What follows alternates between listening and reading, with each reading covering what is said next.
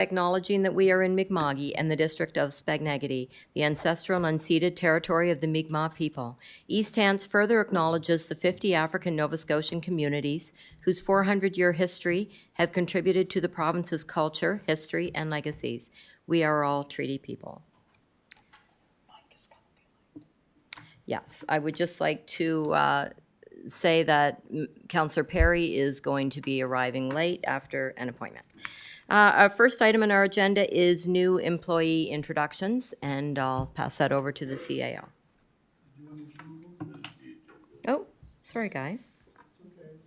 Okay, any changes or to the agenda of all subcommittees? Seeing no changes, the agenda is approved. Next item is any changes to the minutes of June 17th, 2025? And seeing no changes, that is approved as well. Now we are moving on to the new employee introductions with the CAO. Thank you, Madam Chair. We have 4 new employee introductions today. The first one is Erin McIsaac, who is directly in front of me. I'm not going to make her stand up or dance, or any of you. Erin is joining my office for the maternity leave of Alana, so she'll be joining us as recording secretary and providing administrative support to our HR folks and to my department in general. She's a paralegal by training and brings with her a great deal of experience in small claims court, court proceedings, tenancy board, civil enforcement, all those kinds of things. So a good fit of skill sets with my department for sure. And she's doing her first committee day today, so we'll be very kind to her, asking her to read back motions. Next on the list is Mary George. Mary is waving in the back there. Mary is the replacement for Brian Enfield, our tax collection officer, our collections officer. Mary has an extensive experience working in collections in the Northwest Territories. She's done several different types of collections, including government collections, and she's fitting right in. Jenna's got her learning the ropes, and she's got big shoes to fill with Brian, but as soon as she gets her feet wet, we'll have her in front of council doing a little intro. It is really important that you folks know your tax collector, because that is one of the people that talks to your residents the most in some of their trying times. So one of the things we really liked about Mary was her compassion in collections and empathy and whatnot. So I think you'll have some. There's not always good stories coming out of collections, but we're quite hopeful. Next is Jonathan Higgins. I don't know if he's in the crowd. Jonathan, otherwise known as Johnny, has been with us for a couple of years working in our parks and maintenance, and he's recently joined the team over at the Sportsplex as an apprentice facility operator. So we're pretty excited to have Johnny. He's been great, filling in where we need him and doing all kinds of wonderful things for us. So I'm really excited that he's joined the team over there. And the last one is Robert Vint. Robert has joined us as a heavy equipment operator at the Waste Management Center. Robert comes with a lot of experience operating and maintaining various types of machinery and equipment. He has a history of working in the military, and he's going to join the team at the Waste Management Center, and we're very excited to have extra support out there. So those are the 4 new employees. We'll welcome you to the team.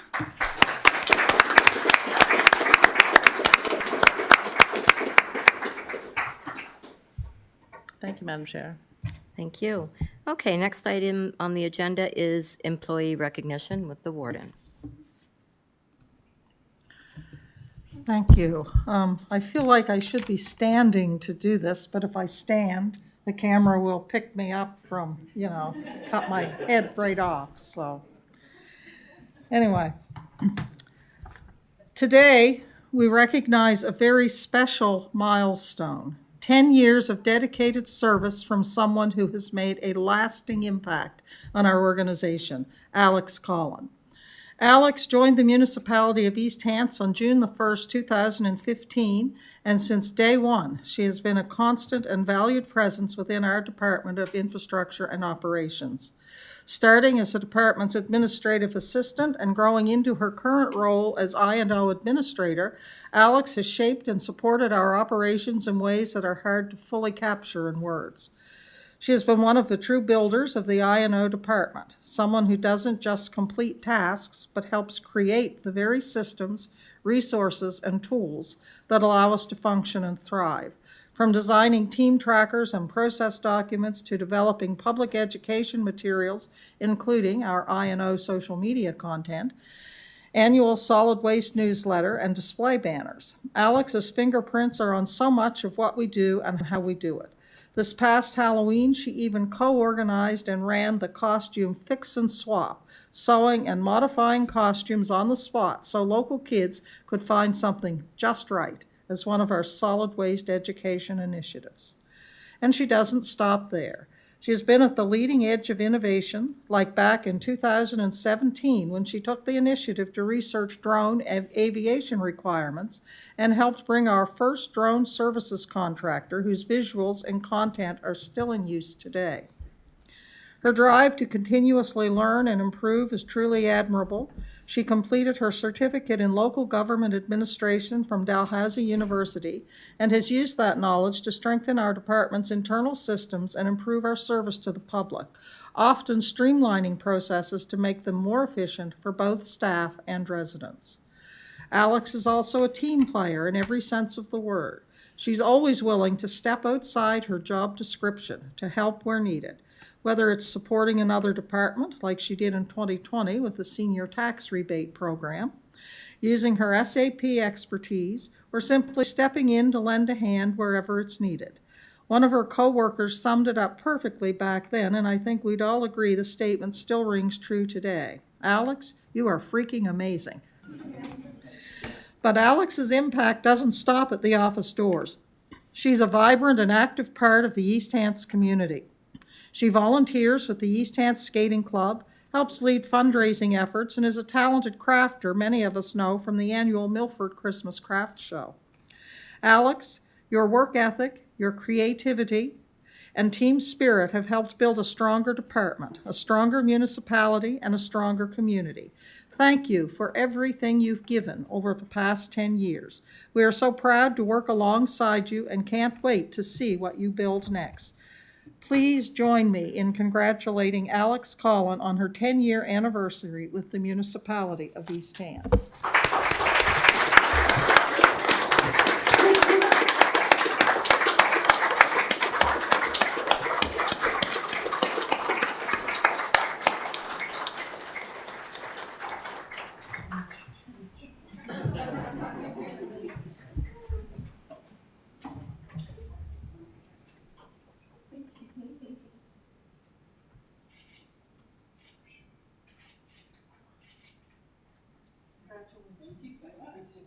I guess I should say something. Holy moly, thank you. Thank you to have the kind of speech. Just super quick then. Emigrating here took a while.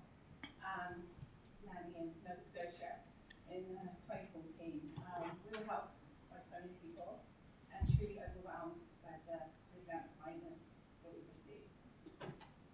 And we thought, like, how can we ever repay this? So our now best friends, and typical East Coast style, said, pay it forward. And that's what we've endeavored to do. And we try and live by that professionally and personally ever since. So East Hants here has offered me a unique experience and a unique opportunity to pay it forward every single day. And it's my hope that I can continue to grow and develop here way into the future. So, thank you, everyone.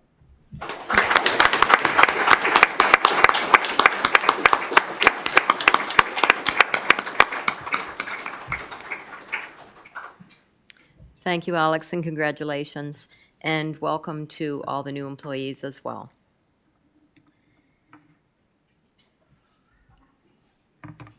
Okay, the next item on our agenda is the 2024-25 year-end budget carry-forwards report with Wade.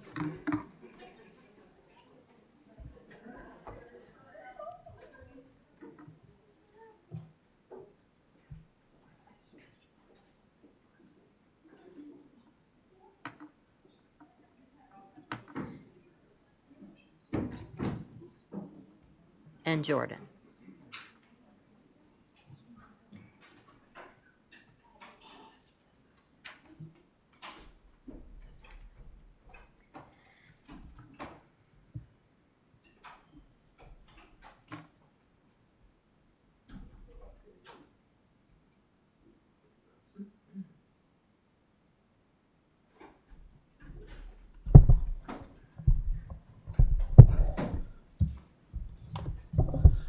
Good morning, everybody. This memo is in relation to our fiscal year end of March 31st, 2025, and we have 2 or 3 bits of information for council to go over today.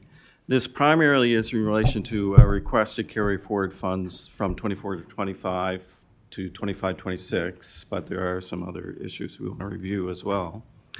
So the first issue is in relation to the carry forward requests.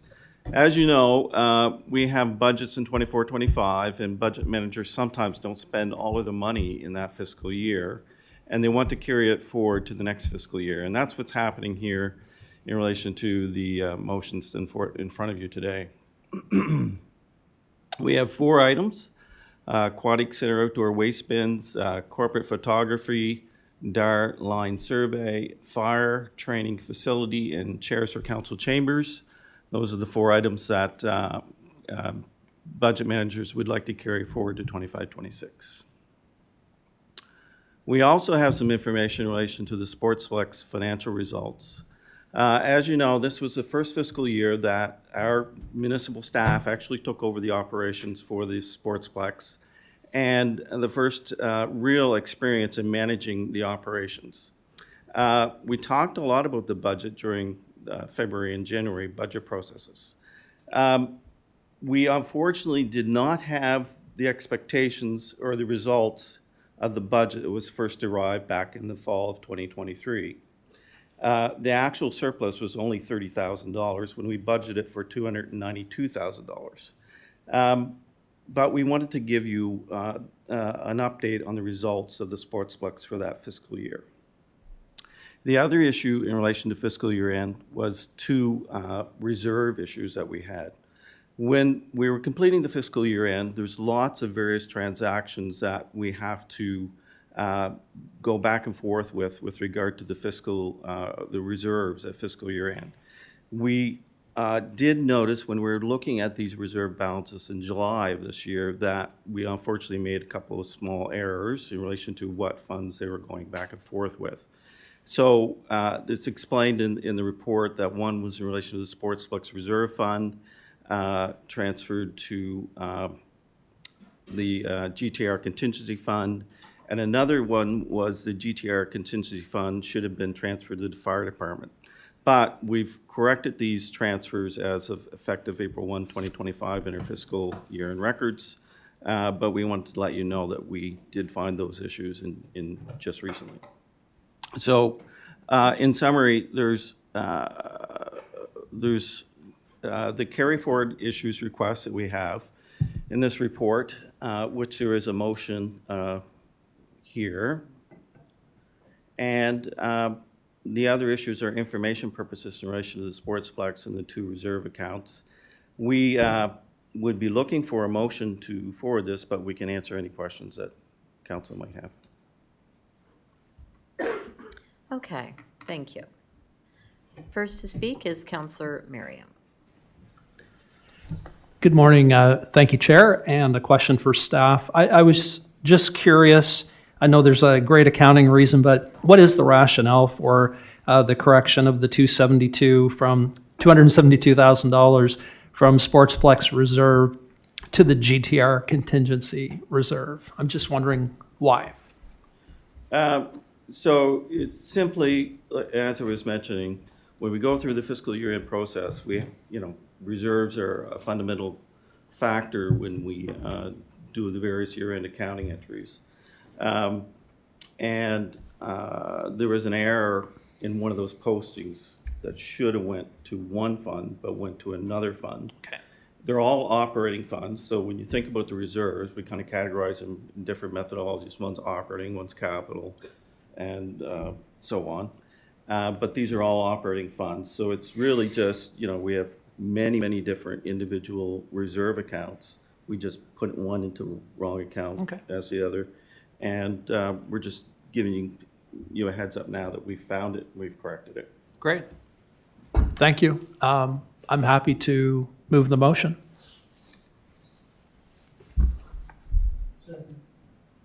Yeah, I'll actually read that too. So I move that the Corporate and Residential Services Committee recommend that council approve the year-end carry-forward amounts as presented in the 24-25 year-end carry-forwards report dated July 9th, 2025, and presented on July 15th, 2025, be accepted and approved. Okay, the motion has been made and seconded. Any further discussion? We'll go to the vote.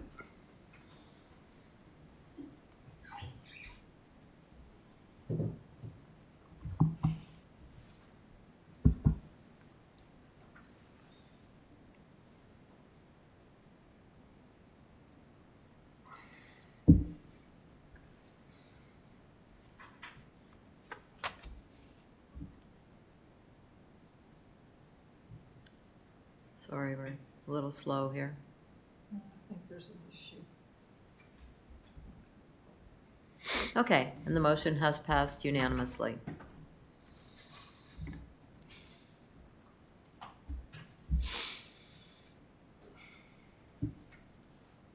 Okay, the next item on the agenda is the 2025-26 RCMP budget overage funding report with Wade as well. Yeah, so this is in relation to the RCMP budget for the current fiscal year of 25-26. Back when we prepared the budget in January and February of 2025, we had used an assumption of 5% increase over the previous year's actuals. Unfortunately, we were just notified by the province that it's going to be higher than that. It's going to be 6.67% increase. So that's, we had originally budgeted 6.44 million. It's going to be 6.53 million. And so that's a difference of just over $90,000 in this fiscal year. So we have to find a funding source to cover that overage for fiscal year end. The recommended motion, which we have here, is that we take it from a reserve, G001-B, RCMP policing, to address the shortfall for 25-26. That's it, Madam Chair. Thank you. First to speak is Warden Rolston. I would move that the Corporate and Residential Services Committee recommends to council that council allocate $90,790 from Reserve G001-B RCMP Policing to address the increased 25-26 RCMP policing costs. Motion made and seconded. On before the motion is Councillor Rhino. Thank you, Madam Chair. Just through you to staff, how do we come to have a balance in, for policing in reserve? Yeah. Oh, Through you, Madam Chair, I'll take that one because it was in my time, I believe. The balance for the RCMP, there was some uncertainty around payments, retroactive payments for RCMP, and how much councils across the country might have to pay for that. So this council took the step of putting some money into that reserve to address any fluctuations in the RCMP bill that they might get in the, whenever they decided how much was going to be retroactive. Nothing has happened with that. It's been, I think, 4 years now. So that reserve sits for fluctuations such as this now, if that's what council wants to use. Thank you for the explanation. thank you, Councillor. Next to speak is Councillor Merriam. Thank you, Madam Chair. A question to staff with, the shortfall here is totally understandable. And I guess I'm just thinking a little bit about trends and the fact that this is, about a 20% impact on that particular reserve. And we are planning on, I believe we planned on a 5% increase, and it was 6.67. My question is, and and it's hard to predict the future, I know, but just where there is an impact on the reserve, would it be prudent going forward to consider I'm not sure what the methodology is on calculating the increase, but to have potentially a higher planned increase on RCMP funding? Just thinking ahead of the hit on the reserve, and if you're over if the percent is higher than actual, then you're building back the reserve. Any thoughts on that? I think from the perspective of managing the budget, preparing the budget next fall, we can look, I think what we should do is probably look at historical trends in relation to what they have actually experienced and take into account what happened this year, 6.67, which in my opinion is fairly high for 1 year, but we can look at that and learn from it, and hopefully another issue is, I think in previous years we would get information earlier from the RCMP about what their expectations are from the year, and so I think that has been a change over the past couple of years as well. So maybe if we can reach out to them, we can, well, we have quite reached out to them, but maybe they can provide information a little bit earlier. As for rebuilding this particular reserve, it's possible if we build it enough, to overcompensate for that, we could do so, but I think we'd want to talk about that during the budget process next fall. Thank you. That's it. Thank you, Counselor. Okay, seeing no one left to speak, motions on the floor. Oh, sorry, Counselor Mitchell. Yep. We'll go to the vote.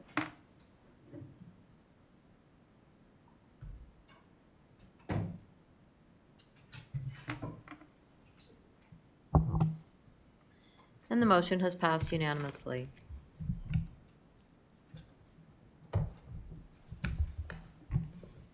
Okay, the next item on the agenda is the 2024-25 East Hants Annual Report, including Treasurer's Report with the CAO.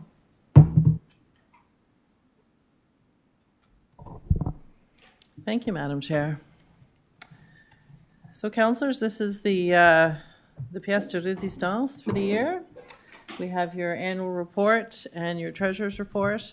I'm going to go through it. We have about an hour on the agenda, but I'd like to leave some room for questions if we need those. And you can also jump in as the chair allows to ask any questions as we go along. That would be fine with me as well. So I would be remiss if I started this without thanking everybody for the work that's gone into it. You all have a paper copy on your desk. We know there's some folks who want paper copies, and there's some of our residents who ask for them. They'll be distributed as they usually are, but if there's anyone else who wants extra copies, please feel free to let us know. It will also, once it's been approved by council next Wednesday or accepted, it will also be on our public website for anyone to take a look through. And there's a lot of information in here. Primarily, the report is in two sections. One is basically the look back at how we got closer to achieving your goals on the strategic plan. What and certain projects have been called out in the report, but there's certainly a lot of other work that happens behind the scenes to run the municipality. Sort of all of our annual planned activities, none of those are in this report. And our day-to-day service, customer service is not in the report either. And the second part of the report is the treasurer's report, which basically breaks down your consolidated financial statements, which the audit committee has reviewed and approved. And the consolidated financial statements are not for the weak-hearted. They're quite difficult to understand and try and figure out exactly what happened financially with the municipality. So what the treasurer's report aims to do is twofold. One, it's information for the public. So there's quite a bit of your budget information that's duplicated in the treasurer's report. I won't go over all of that again today. But the second part of the treasurer's report is sort of to break down that consolidated financial statement in your general fund, your water utility, and your capital fund. And those three big buckets that we talk about a lot, they are broken down and sort of explained in that treasurer's report for the layman, so you don't have to be a CPA to understand what happened financially at the end of the year. Some would tell me that you still have to be a CPA to understand the treasurer's report, but we'll hopefully not. That's not the goal. So I'm going to run through the report. I'm going to skip through some of the, Aaron has done a great job making the report look pretty, but just for the interest of not making you all nauseous watching me scroll, I'm going to use the sidebar here to jump to the good stuff. So for the benefit of the public, I will stop at some of these pages. We do have a section in here that talks a little bit about East Hants, who we are as a community and as a geographic area.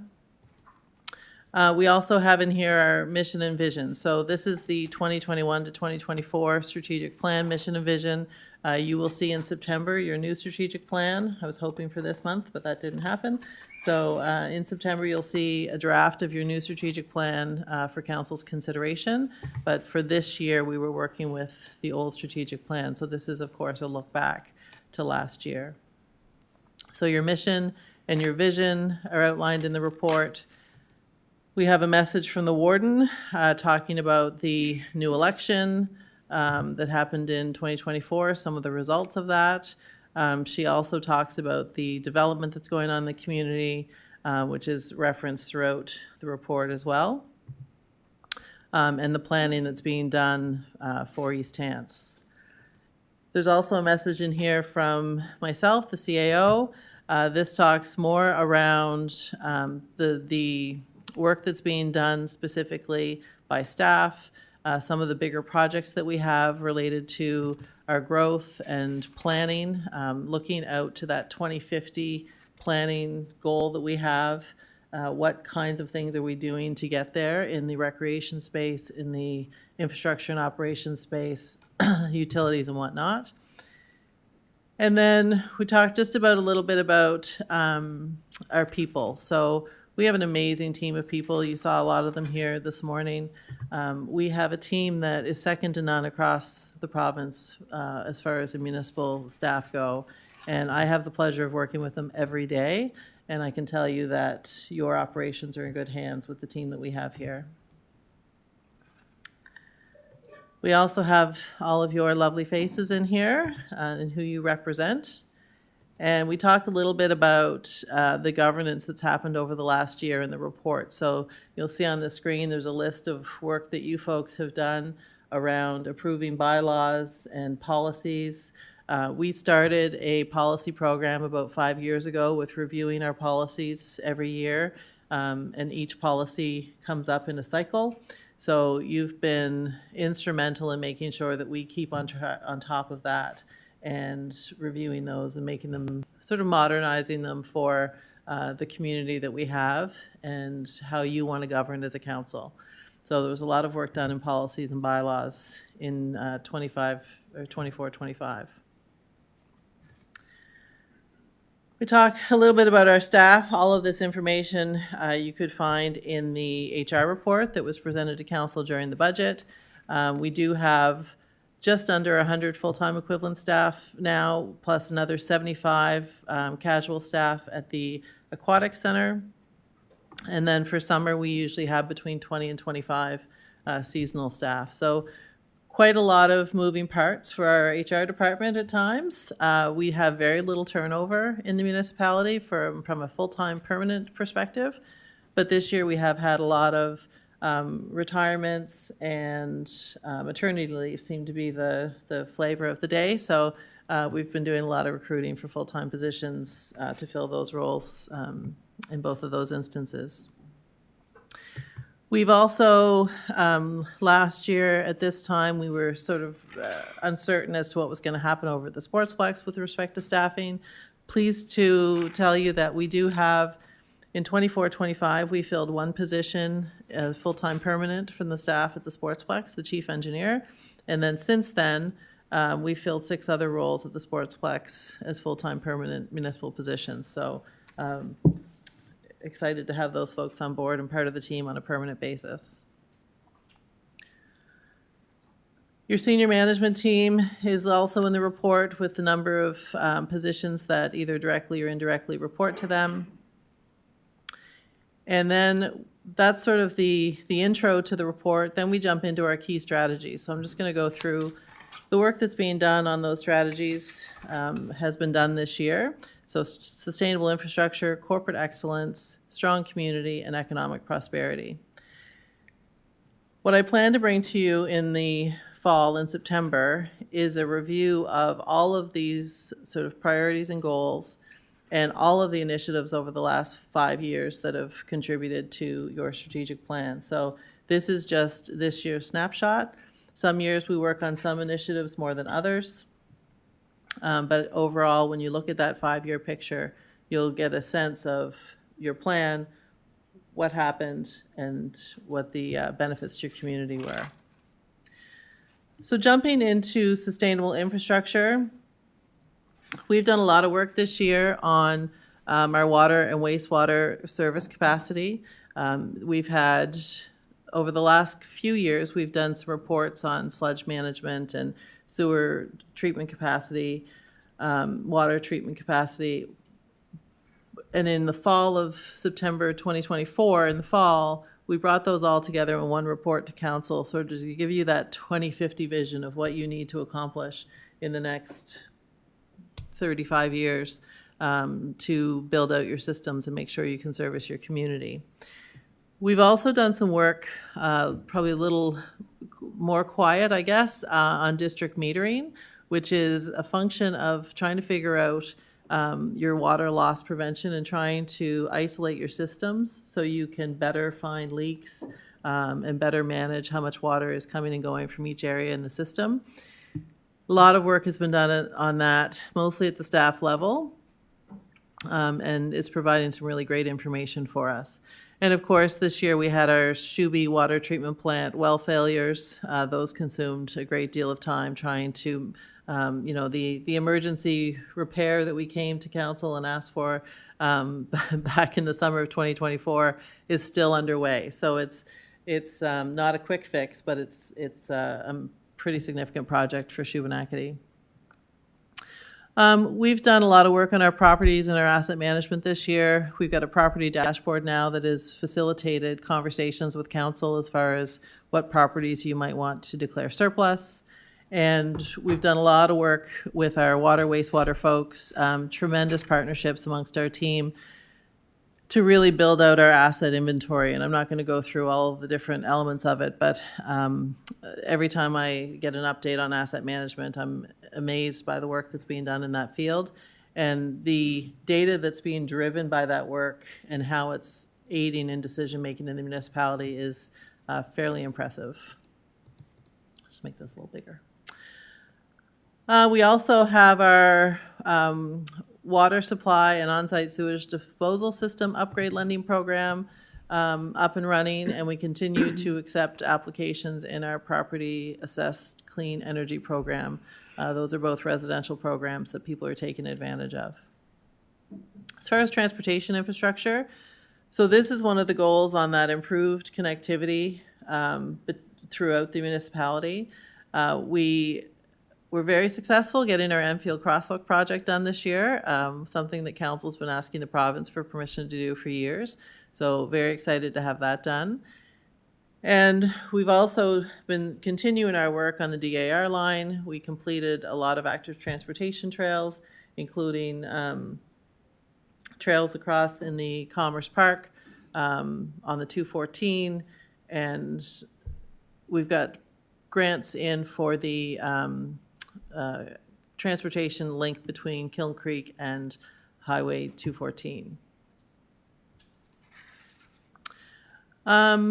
Under building infrastructure, so we finished our Shubenacadie wastewater treatment plant. That's been in this report for a number of years as we constructed and designed and planned and whatnot. We've got the work happening on the design in Shubenacadie for the parking lot. We've done a wastewater sludge profile for the Lance Lagoon, and we have a sludge management plan to work on that. I know that's exciting for everybody, but it's very exciting for folks like Jesse. Talking about sludge, we've talked a lot about sludge this year. And we're neck deep in the planning for our Brookside wastewater revitalization plan, which is going to be really key to moving wastewater through that Lance subdivision much more efficiently and effectively with increased capacity. So a lot of work on infrastructure this year. Again, a lot of day-to-day work as well. So, you know, those conversations are happening every day in our hallways and in our meeting rooms around what needs to happen with our infrastructure to either fix a problem or allow growth in our community.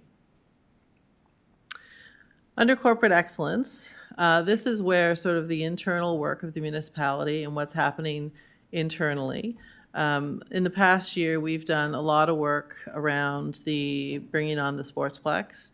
When we met with council to discuss that, it was evident that it was going to be a lot of work to sort of do that transition to municipal operations, and I can assure you, all of us underestimated the amount of that. But it has been very successful, and I think the folks over at the Sportsplex would share that sentiment as well. We do a lot with preparing for retirements for employees. We've been seeing the tsunami of retirements in the finance department coming for a number of years, and we've prepared and planned for that. 2024 and 2025 are the year that's happening. So we've seen some retirements. There's been lots of great folks hired, but they're not going to hit the ground running. So we do need some grace and some support as we transition, specifically the finance department. And as I mentioned earlier, we do have a lot of maternity leaves, parental leaves. So we're great that we're growing our East Hants family, but we do have to fill the roles while those folks are gone, growing their families. So the next one we talk a lot about is risk in the organization. So Adam and Mike and their team have done a lot on improving the processes around risk and around insurance claims and whatnot. So always improving that internal service delivery or information that we can share with the public.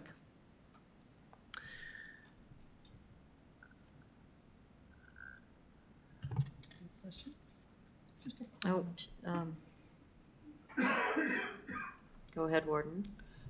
Just before we move on, I just wanted to chime in on the risk piece, and I just wanted to say I appreciate every day the work that goes on in the background to protect the municipality from risk, because we certainly live in a much different world than we did, well, back 27, 28 years ago when I came on council, things you never thought of.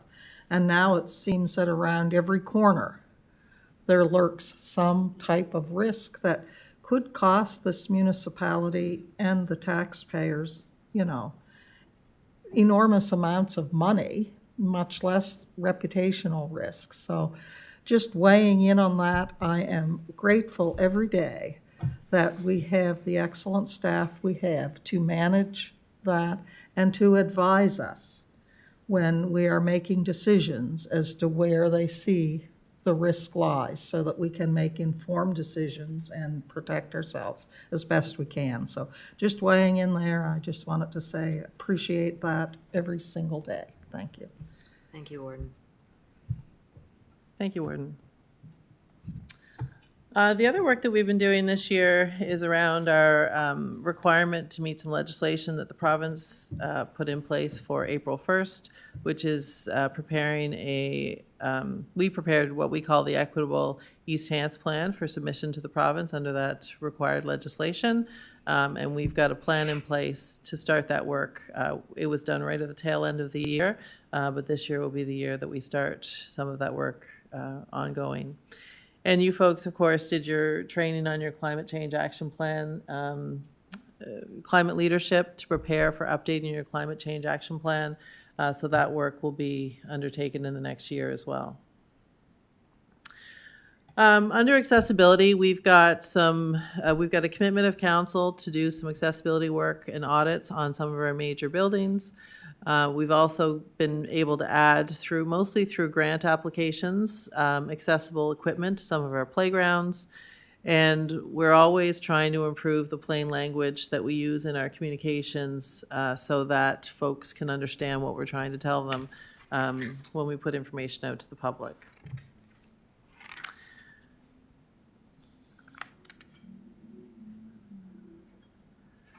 Around our building stronger relationships between our organization and Spaganagity, I think we've done really some great things this year as far as relationship building. We've got quite a few of our senior managers and directors who have engaged with Spaganagity and their department heads or their program leaders. We've done some work with them on emergency management, looking at the different things that we have in common and how we can support each other. And of course, we've got you can see Quentin Syllaboy there. He did come in and do a mural demonstration, and he has been engaged to, he'll be doing some murals of Indigenous art, and council has agreed to accept ownership of those and display them throughout the municipality. Under strong community, this is really where the rec department and the planning department shine. We do have, under our tourism, heritage, sport, recreation functions, we have hired a new program coordinator mostly in response to the Mount Uniacke Recreation Needs Assessment. There was a need identified for more recreation opportunities in Mount Uniacke as well as in the rural area. So we have hired a new person to do that, and there's lots of really great programming opportunities that are coming up at the Sportsplex as well. So we've been doing that, and I think the community is really starting to see some great things coming out of the rec department, and more things that are engaging with folks. We also have done a lot of work in tourism. You support your tourism, nonprofit tourism groups in the shore quite a bit. And with the hiring of our manager of protective services, we've been able to give the fire departments and the RCMP contract more attention. And I think that's paying off as far as relationships with the fire departments and the RCMP. Excuse me.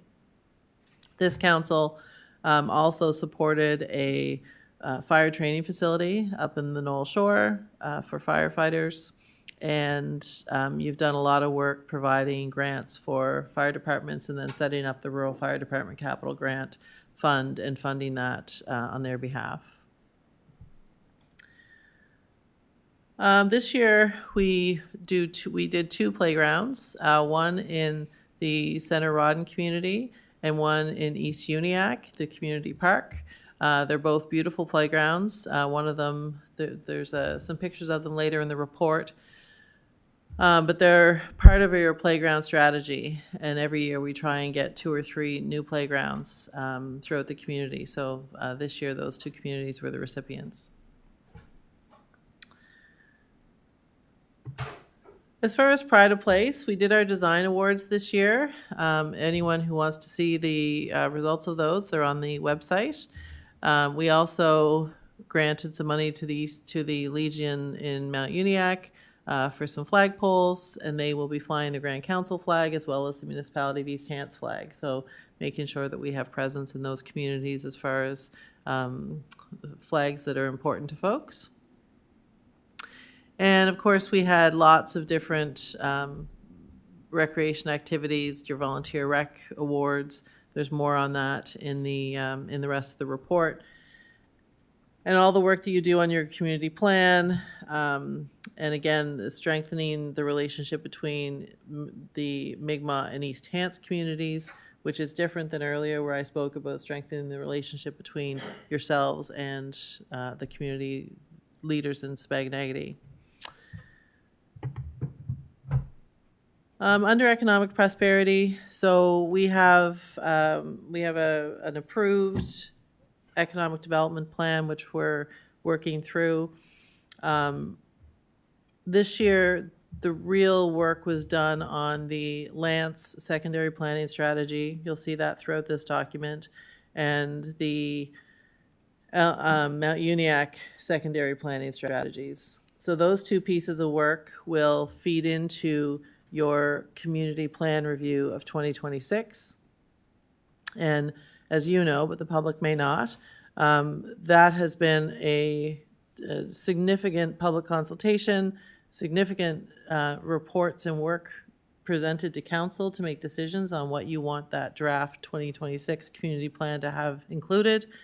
None of those things are set in stone at this point. They still have to go through that planning process, but we certainly have direction from this council as to what you're looking for. We have our updated business plan for transit. We received some funding this year to update that plan. Council has seen that information, and we're working now on the next stage of your recommendation for transit for the corridor area to start with. That'll be coming to council in 2025. And of course, we continue to build out our business parks. So we've started on phase 7 of the Elmsdale Business Park. We acquired some land adjacent to our current land, and that design work is being done as we speak. This page really gives you a feel for the work that's being done on the ground with the economic and business development folks. So the investments that are being attracted into East Hants. We had the Mass Timber Company announced the investment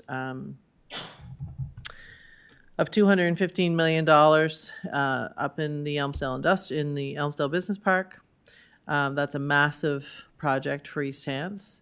And that was certainly well supported by our economic and development folks. We've also got 10 new businesses representing a combined $12.9 million worth of investment, which are all folks that that Graham and Angela work with on a daily basis. And then we also have lots of businesses being supported. So Galen is primarily the support for the local businesses that exist here. So they've got lots of opportunities for programs and services that we support them with every day.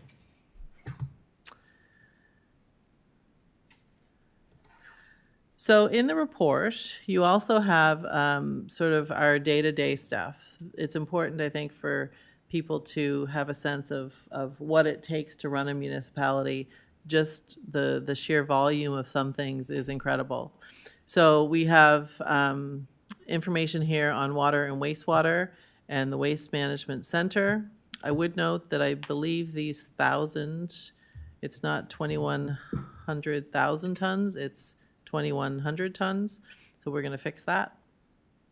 But this just gives you an idea of the operations at the Waste Management Center, the activity that's happening. For example, we had 1,000 more visits in 2024, 2025 to that facility than we did the year prior. So that's fairly significant when you look at the number of staff that we have out there managing all of that. The solid waste program, a few things that they've done over the year. One of the biggest things, of course, that we're looking at right now is that extended producer responsibility. Andrea, our manager of solid waste, has been neck deep in that for the last probably 24 months at least. That's sort of coming to fruition in 2025, but a lot of the contract work and a lot of the negotiations happened in this past year. We've also participated in a lot of recycling events, which I think our community really embraces, so it's great. You heard earlier this morning the costume fix and swap. That was, you could bring your old costumes in, and Alex, the seamstress, and I&O administrator literally fixed them while you waited. So they had a team of folks there who were doing that for people, and really well accepted.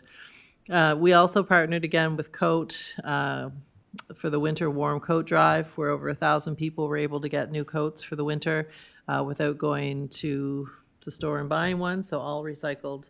And a lot of work goes into that, excuse me, from the,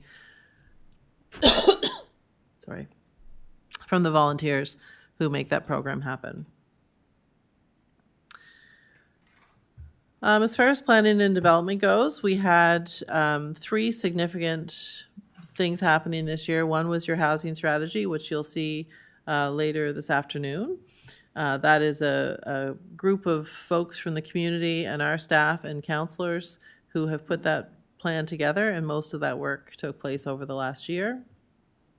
And again, that Mount Uniacke and Lance secondary planning strategies consumed a tremendous amount of resources from our planning department.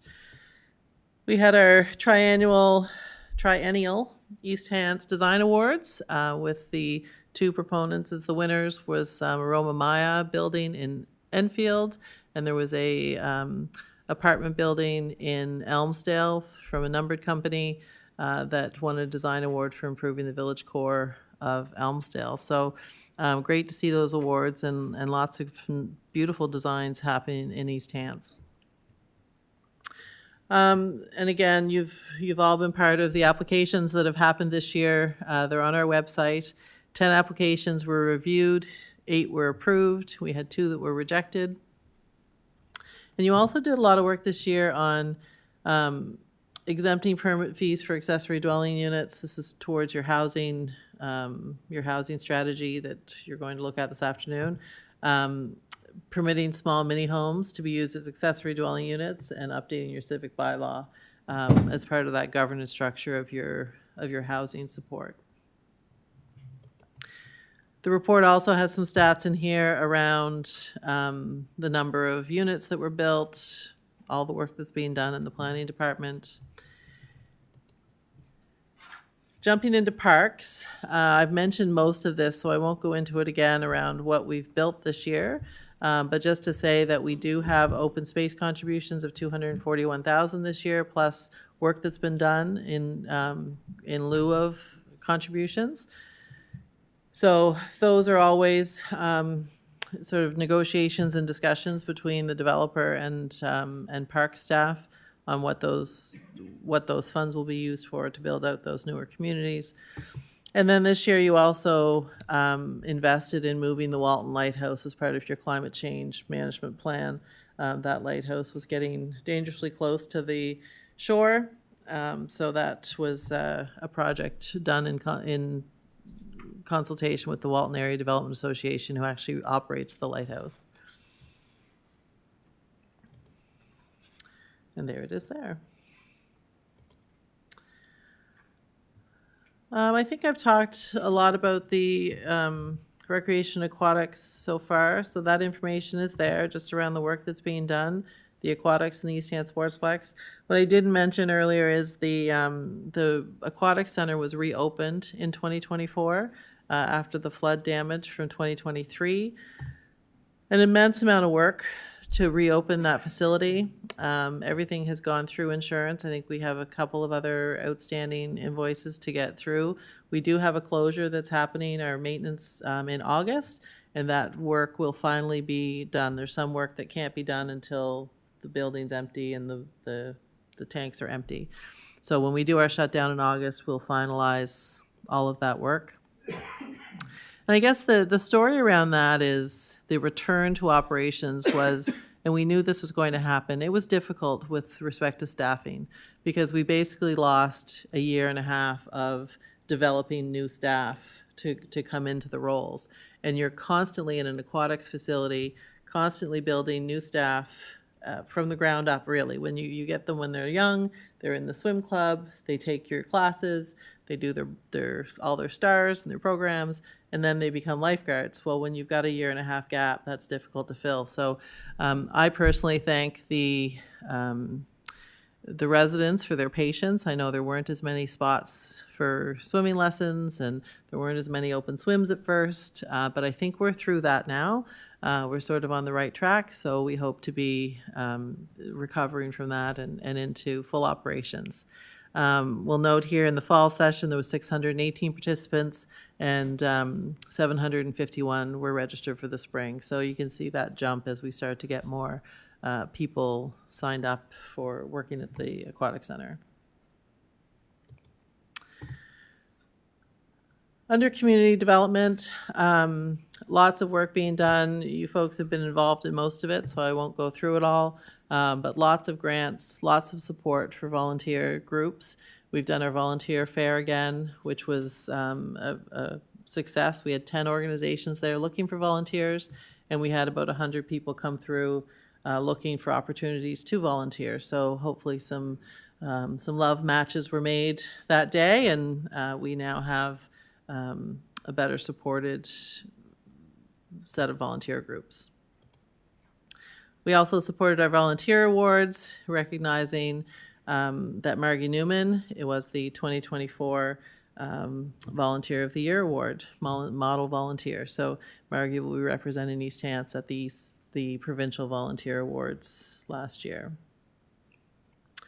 Under tourism, we had about 80,000 visitors to our two sites, 15,000 to the Fundy Tidal and about 65,000 to Burntcoat Head Park. Lots of work being done, lots of grants being given to your tourism operators. So there's a little write-up in the report on that work and how we're trying to grow tourism in the primarily in the shore area, but it doesn't stop there. It could, sort of comes down to Shubenacadie as well. Under emergency management, we hired Calvin Bayard this year to support our fire departments, our RCMP. He's been doing a lot on senior safety and a tremendous amount on the emergency management. The provincial changes to emergency management are coming, and Calvin's been instrumental, along with Kelly, who's still supporting him, to understand and figure out where we fit in that new provincial system. So we will be having a report come back to council on where we think you should fit, and Calvin and Kelly are doing the lion's share of that work. Under animal control, you folks have had some reports on animal control this year. We do need to look at our program. Our new bylaw enforcement officer has a tremendous amount of experience in animal control, so we'll be relying on him to sort of bring you some recommendations. Last year, we issued 382 tags, which is an estimated 11% of dogs that are tagged in East Hants, which isn't a whole lot. So we've got some work to do there. Building inspections continue to outpace anything we planned for. Last year, we planned for $160,000 worth of building inspection revenue. We netted $245 at the end of the day, which is an increase of $85,000. So we are, we're fully staffed on the building inspection side right now, and I would say they are going full out every day. So we're fortunate to have the team we have, but it's a very busy department. Under our fire service, there's a grant table in here for the amount of grants that have been given to each department, but also to support the support that the municipality gives to the fire service as a whole. So we do collect levies for these departments. We also have the growth management grants that are being given to the primarily rural departments, and then they also get the annual operating grant, which would be in that second column. And there's fire service, we pay for a fire service risk manager for the fire departments. We have, again, I mentioned council invested $230,000 in the training facility in Knoll. The tail end of that was at the 24-25. And then we have contributions to either emergency grants or some gas tax money that's been contributed to the fire departments over this year. And then we've also put $300,000 into the Rural Fire Capital Fund grant program. Excuse me, CAO, if I Yep. can just interrupt. The warden would like to comment. Sure. Justin, I apologize for not picking this up prior to the presentation. There is a slight error in the table for the Rawdon Fire Department. The total does not reflect the annual and other grant support. It simply carried the fire levy amount Oh, over. we'll fix that.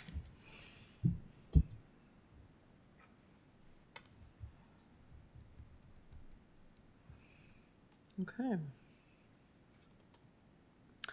And this year, we also celebrated our long service awards for firefighters. 2 of your very own are pictured above. We have the Canadian Volunteer Fire Service Association does Municipal Long Service Awards.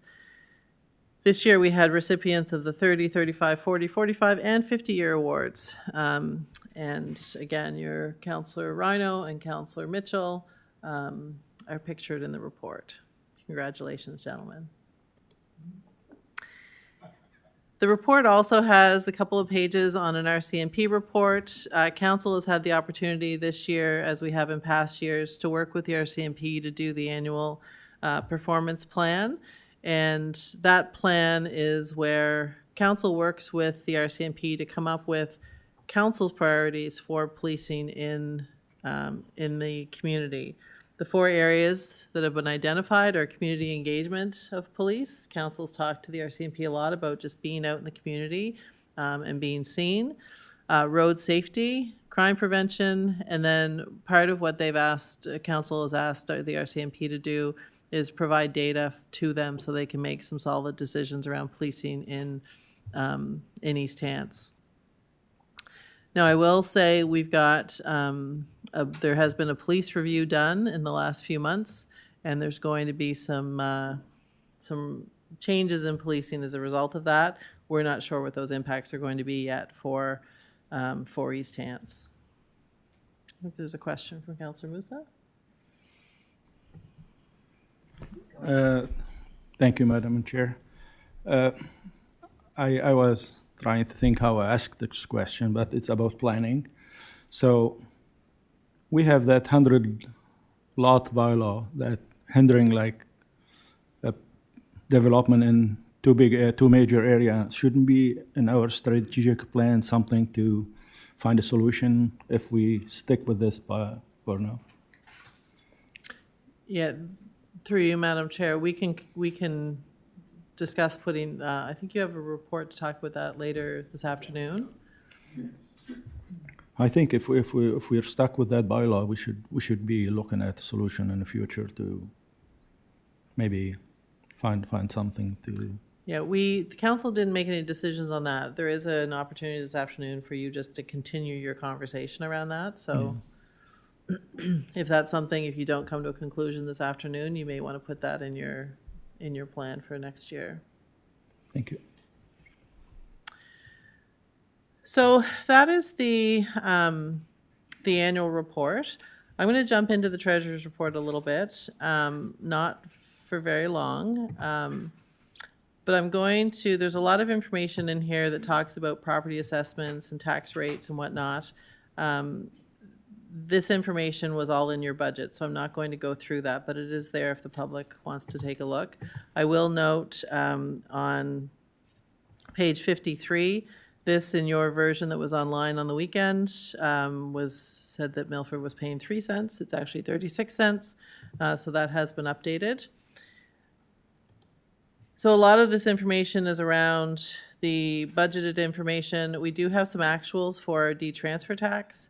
So we budgeted $3 million for D-transfer tax. It came in at 4.284, which is significant. Keeping in mind that council has already committed that overage in D-transfer tax to various projects, which we'll talk about in a second. We talked about the CAP program and the differential in our assessments. If we didn't have the CAP program, I'm not going to get started on that because if I got started on the CAP program, I'd talk for way too long. And this is really the nuts and bolts of your treasurer's report. So you have your consolidated reporting up here, which is your financial statements. This report, when you look through it, you can look at your capital fund, your municipal operating fund, and then that's broken down between general, urban service, and other area rates. You have your water utility with their balance sheet and income statements, and then you have your reserve funds. So if you think of it this way, and then you sort of go to each page and see the breakdown, it should help you understand your financial statements. I'm going to jump straight to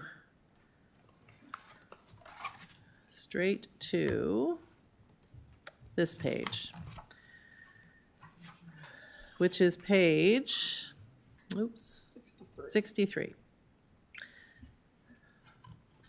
It's page 63, but it's actually page 59. Page 63 in your report, page 59 in your paper copy.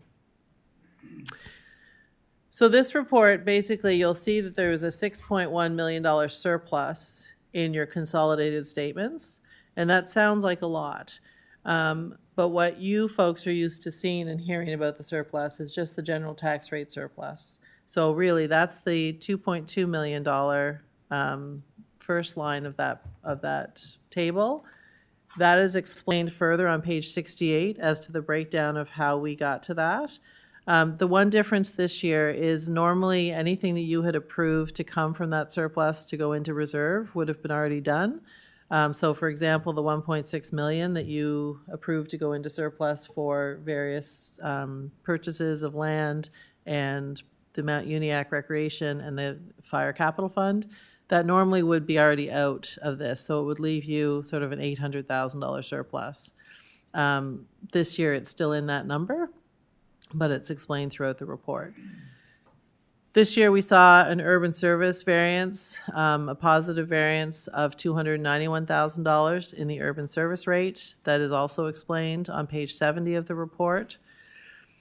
Your transfers to reserves, this number is always a large number, and that's because council has policies in place where you transfer unspent money to reserve. So we don't budget the transfer to reserve, but if it's unspent in things like pension, health benefits, that kind of thing, computer support, there's all kinds of areas, then we will transfer those to reserves. Some of these are accounting entries that need to be done. A lot of them have a liability as their offset, so it doesn't actually impact your bottom line or your tax rate or your reserve balances, but they're accounting entries that we have to do. For example, the net gain on the sale of assets. So that was, we retired our Shubenacadie wastewater treatment plant ponds. That project of retiring those was paid for out of the capital project. So this was a gain on our asset retirement obligation, which is money you have to set aside to retire your assets that have potential environmental liabilities associated with them. That was a lot of accounting, I'm sorry. The next one is also the same kind of thing. It's a calculation that's done by the actuaries on your pension plan. The offset to that is a liability account. There's no actual financial impact to you.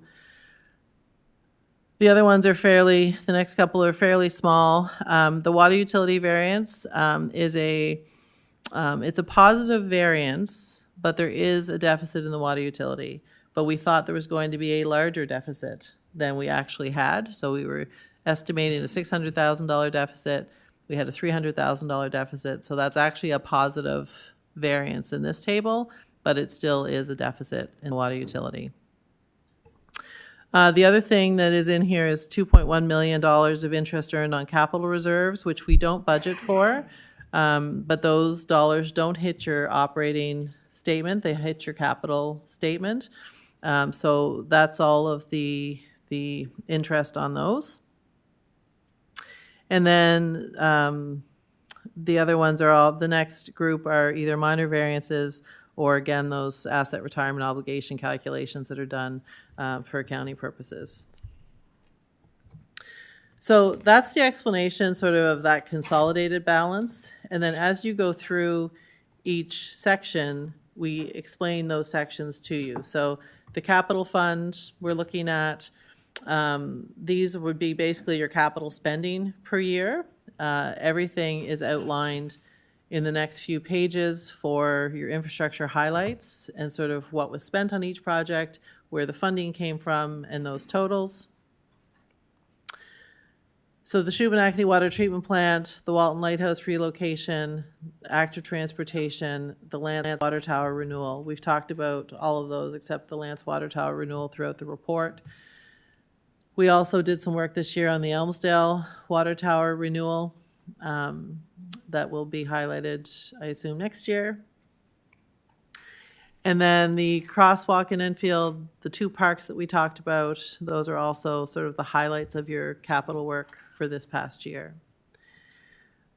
When we get into the operations, again, your total surplus for your operations, 1.9 million for general, 296 for your urban service, and your other lights, which would be your Rodden lights, Mount Uniacke lights, had a surplus of $39,000.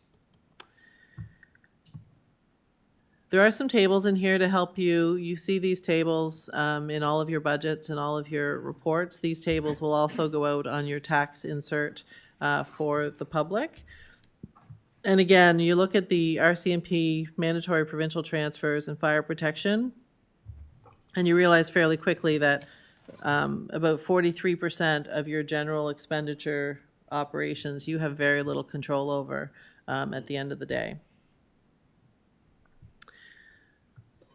So if you want to, on page 68 of the report, this table takes you through the variance that is your general tax rate. So this is the stuff that you folks hear about during budget, talk about throughout the year, things that have impact on this.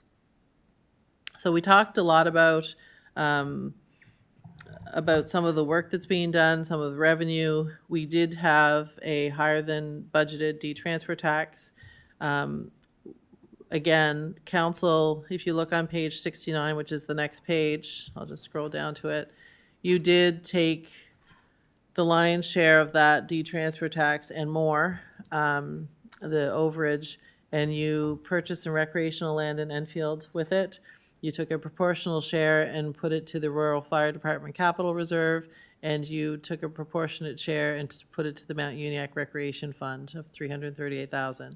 So this surplus has already been sort of divvied out to those different projects.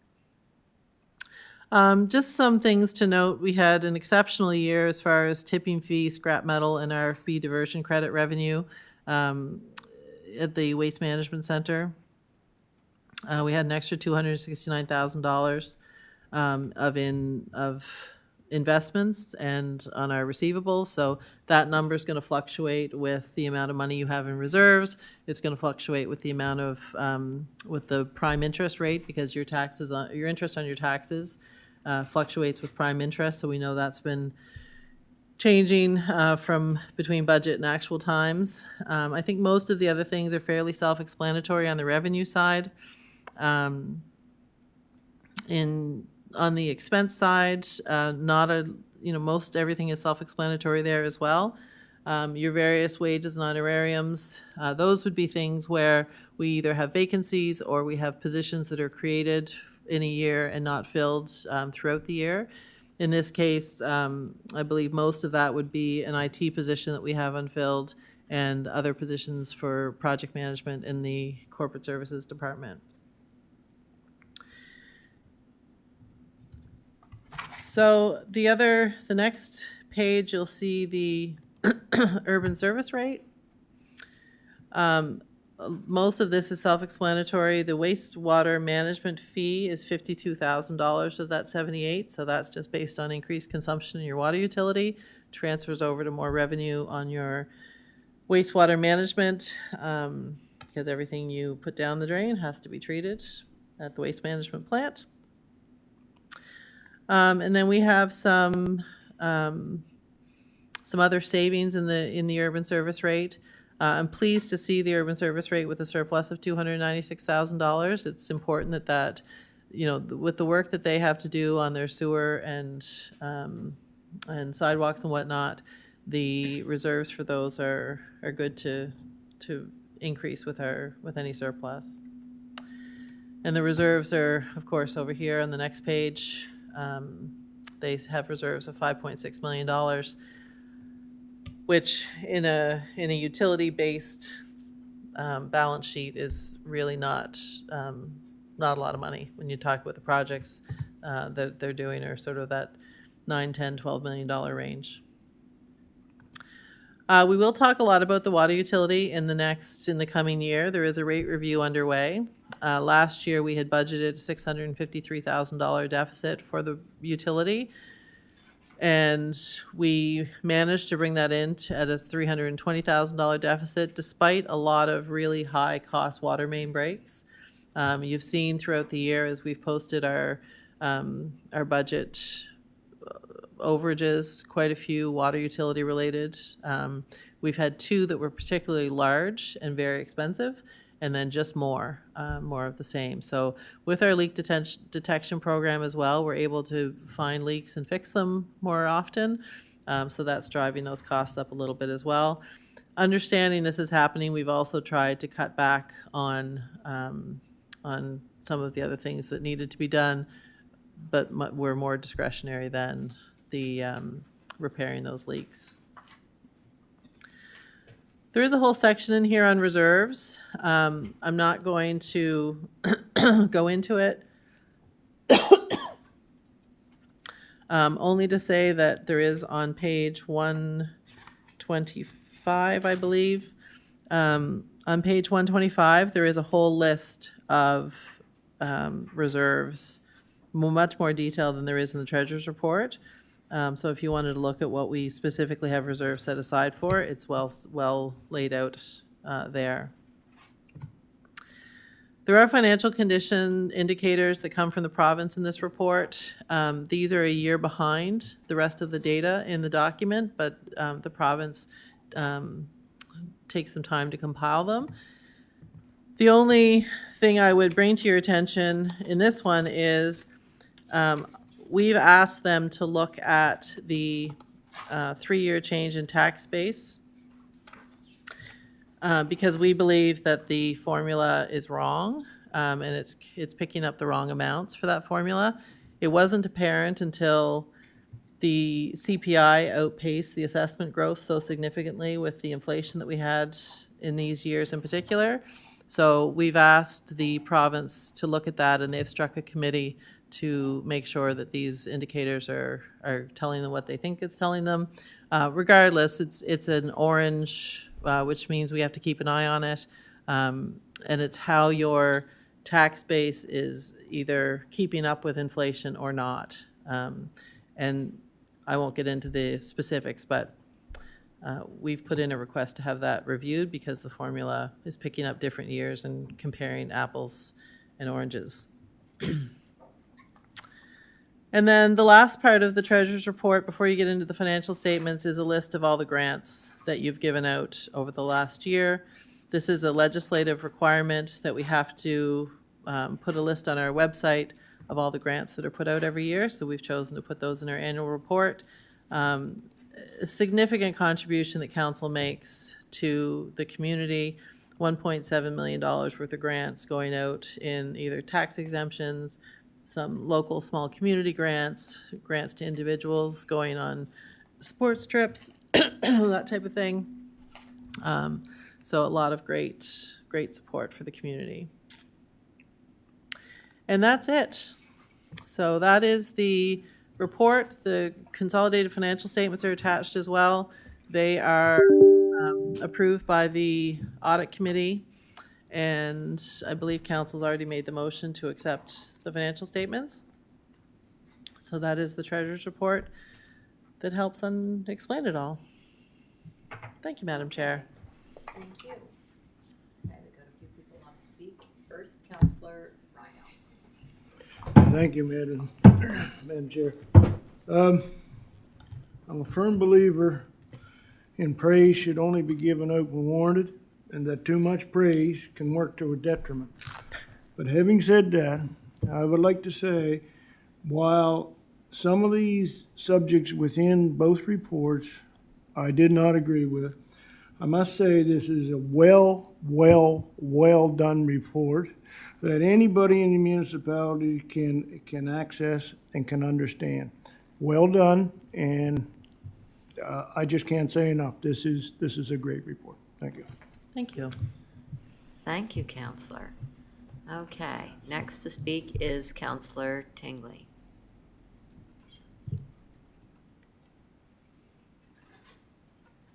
Through the chair, question about that graph on page 67. talks about the percentage of the total for various expenses, general operating expenses. Those numbers, those percentages, are they pretty consistent through the years as the municipality grows? Through you, Madam Chair, I would say, I know the 43% for those that you have no control over, that typically is anywhere from 41 to 43%. The remainder stay pretty static. Within 2 or 3 percentages, they might move around, but they don't change a great deal. Okay. Next question would be, are there any of those areas where over the next 5-10 years, we're expecting, they could shoot up as far as costs? That's probably a tough question. I think if you look at, I think will the cost shoot up or will the percentages change? The percentage. I don't envision that, no. Okay. Your policing, I'm really not sure what's going to happen with respect to the new provincial police review. Your planning and development, I think, will be resourced more, but will it change the percentages? Probably not. So if we hire someone for a $75,000 a year role, it doesn't really impact these percentages because the dollars are so big. Okay. But there's certainly certain areas under, planning, we'll need to continue to resource that building inspection function and the development control function for sure. Okay. And I just have one other question. With respect to the reserves, like I appreciate that what's being done with reserves here and the surplus situation we're in, but is there anything more that we should be looking at with the surpluses and reserves for planning for the future? I think what this council has been really good at doing is planning for that. Okay. One of the things that we are doing that we could do more of are, as we pay down our debt, continuing to put those funds into reserves as if we haven't paid down our debt. So we start to build up a reserve for some of that infrastructure. I'm really not worried about the reserves as far as some of your general operating stuff. You've got some big expenditures in solid waste coming up potentially. You've got reserves for a lot of that. I think you need to start putting more money in your reserves for transportation infrastructure. That would be the biggest one on the general tax rate side. And I think the urban service rate, if you can start to put some money aside, you're putting money aside in reserves now, but if you can put more, I don't think you can put enough into reserves if you want to eliminate debt payments. Now, there's a balance there, right? So, you collect it now or you pay it later in interest charges. Those are decisions council has to make as they're looking at some of those big infrastructure projects. But what we are focusing on is making sure that we're not doing any of these big projects without significant provincial or federal funding, which, we've been astoundingly good at getting over the last number of years, thanks to our support from our Ottawa and provincial politicians. But I do think that your urban service rate is going to need as much money in reserves as it can get if you want to avoid those debt charges. Now, debt isn't necessarily a bad thing. It has its place and purpose. And when you're in a growth mode, having short-term debt is sometimes beneficial. So you can do your infrastructure and then pay it off as you grow. And you very rarely even notice that it's being paid off because that growth is keeping pace with the amount of debt that you're adding. So we've done a lot of that over the years in the corridor, and it's paid off, but you have to do that in a balanced way. Okay, I appreciate that. And I'd echo what Keith said, great report, and it really highlights the good work that staff are doing here, the growth of the community, and, we're, as the warden said, these are complex times, like with the growth and the different challenges that are in front of staff, and I just think they're doing a great job. That's it. Thank you. Thank you, Counselor. Next to speak is Counselor Musa. Thank you, Madam Chair. I have a couple of questions. First of all, a great report, as everybody is saying. Like, anybody can read it, and well done. So, you said we don't budget for the interest on capital reserves, right? So, what's the reason for? Like, those money goes to each reserve, like every reserve got is. So, what we use it for, like then instead, in case of surcharge for our project or something? Like, So we don't budget for it because we don't do a capital fund budget. We do a capital budget for the spending and whatnot, but we don't have the same kind of document. We do plan for it. But it goes directly into the reserve. So if you have $1 million sitting in a reserve and that million has generated $50,000 worth of revenue this year, then that 50,000 would just add to the balance of that reserve. It goes directly back to the reserve that it is related to. okay. And those reserves are growing, like? Yes, yeah. They're growing. Yeah.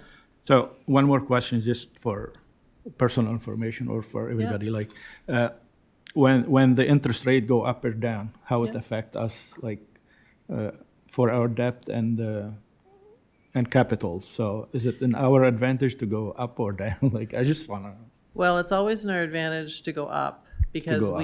when we borrow, we don't borrow at variable rates. So we borrow in a debenture that is set for the next 20 years. It's, the schedule's set. So for us, we like to borrow when the debenture rate is low. We typically do more borrowing on our capital projects to lock that in for a 20-year period or 15-year period.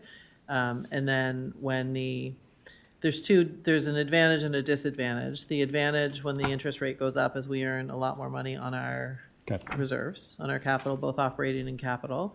There is a disadvantage to the taxpayer if it goes up around October or April 1st, because that sets the tax rate, interest rate for the year.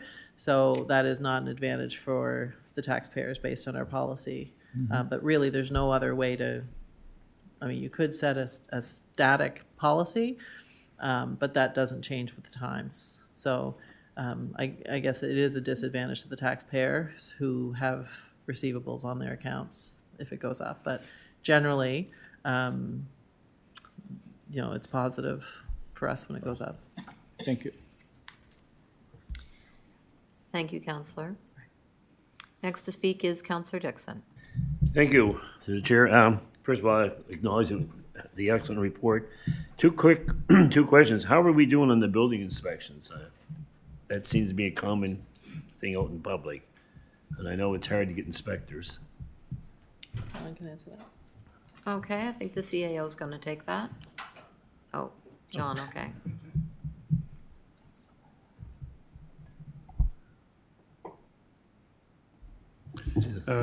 Through you, Madam Chair. It's our busy season right now, and the guys are going flat out, and we are behind right now. I think right now there's like a 3-week wait to have a permit processed. That will work its way through as we get into September, but it's a challenge for sure. Okay, thank you. The other thing, the mini homes. I know in the area I live, there's a few people, large properties are looking at getting these in there. Is there any possibility at some time in the near future, and I know you're busy, of having like a pamphlet, what the requirements are and rules and regulations, they could be handed out, something like we have for other pamphlets? Through you, Madam Chair, we used to actually have paper pamphlets for that kind of thing. I think there's some information online. I can't remember if we have one specific to mini homes, but I can check, and it sounds like a reasonable thing for sure. Okay, that's it. Thank you. Thank you. Next to speak is Counselor Mitchell. Thank you, Madam Chair. Just some questions through to Jesse. So, dealing with the water utility, I'm looking at 3,200 customers. Now, my curiosity question is an apartment building class as one customer, or would it be each apartment in that total?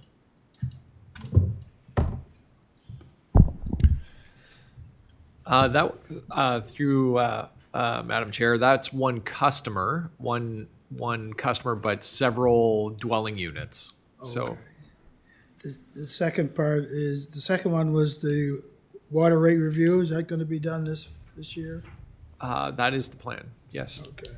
And my last one is, when you flushed, when fire hydrants are flushed, how do you calculate your water loss, or how much water's been going through the system? Through Madam Chair, that is an estimate done. There's a standard estimate that's used based on time and flow pressure, and the team calculates it every single time, and it's tabulated into our results. And the last question is there a copy, extra copies of the annual report, the paper copies? Through you, Madam Chair, if anyone wants extra copies in paper, we can certainly provide those next Wednesday once council approves the report. Okay, I'd like to have a couple. Okay. One for the library and one for the fire department. We'll bring a few. Okay, thank you. Thank you, Jesse, for those precise answers. Thank you, That's all, Counselor. Madam Chair. So, Madam Chair, we don't have a report with a motion, but it would be appropriate at this point, if there's no more questions, to have a motion to recommend that the annual report be accepted by council and made public. Can you take the chair for a second?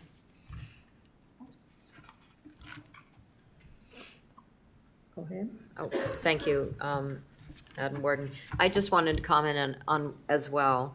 I agree with all the other counselors. It's a great report. The information is clear and concise for us and for residents. It's visually beautiful, and I really hope that some of our residents get to go over it through different means, because I think they'd be really impressed with it. It's fantastic. So thank you to everyone who worked to put this together. And thank you, Madam Warden. And next to speak is Councillor Rhino. Thank you, Madam Chair. I move the acceptance of the East Hants annual report, which includes the treasurer's report. Moved and seconded. Seeing no one to speak on that, we'll go to the vote.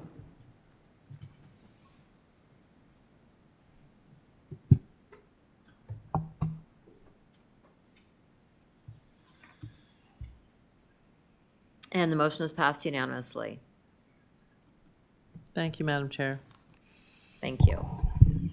Okay, we are at the scheduled time for our break. And just before we go, I just want to give a reminder to council that we have a conflict of interest workshop this Thursday evening at 7 o'clock. So we are going to break, and we'll come back at 10:45 to continue. Thank you.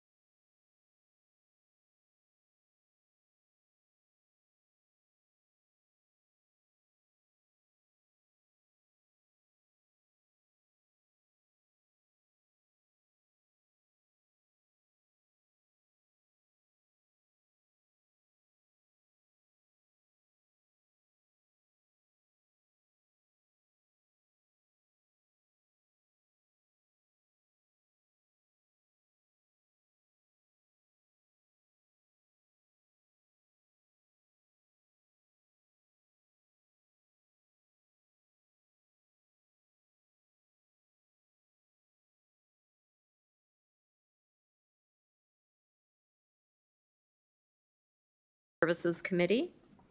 We'll jump right in to our first item in its council procurement policy update with Mike Hatfield. Thank you, Madam Chair. The first of the two reports I'm here today to present deals with the council procurement policy and its changes to bring it in line with the recent change. Oh, I have to plug in? I did not know. I presume so. There we go. Sorry, so the first of the two reports is changes to the public procurement policy to bring it in line with the Public Procurement Act of Nova Scotia and the public procurement policy the province adopted in late December 2024. These are additional changes that were not possible when we looked at this early or late in 2024, early 2025.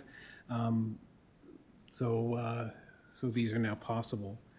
The current procurement policy establishes both a low value threshold and a high value threshold. The high value threshold establishes the procurement value after which the municipality has to go out for public procurement. The low value threshold is the value after which we have to get 3 quotations. And then under that low value threshold is when directors have discretion on how they go to procurement. And what we did back in December of 2024 was change that low value threshold from 5,000 to 10,000, which was a significant change at the time. This change, the primary change in this policy update, is to remove that low value threshold entirely. So this aligns with what the provincial procurement policy has done, which transitioned to what they call the Canada Free Trade Agreement threshold. So basically, we're subject to many different trade agreements. The Canada Free Trade Agreement is sort of the baseline one that we're all subject to, and those established thresholds after which you have to go to open procurement. And Nova Scotia has adopted those thresholds as their baseline, and we're considering doing exactly the same thing. In the revised council procurement policy, the threshold after which we would have to go out to market would go from basically the 25,000 for goods, 50,000 for services, and 50,000 for construction to 133,800 for goods and services and 334,400 for construction. So a significant change, but gives us a lot more flexibility. By leaving out the low value threshold, that gives us the increased flexibility to be able to go and do whatever we need to do under that threshold. Now, in talking to the CAO, we will certainly have the administrative controls still in place. What we've decided to do there is basically align that low value threshold with the director's current authority, so $25,000. And then deal with, so anything above 25,000 and up to that new CFTA threshold will require those 3 quotes.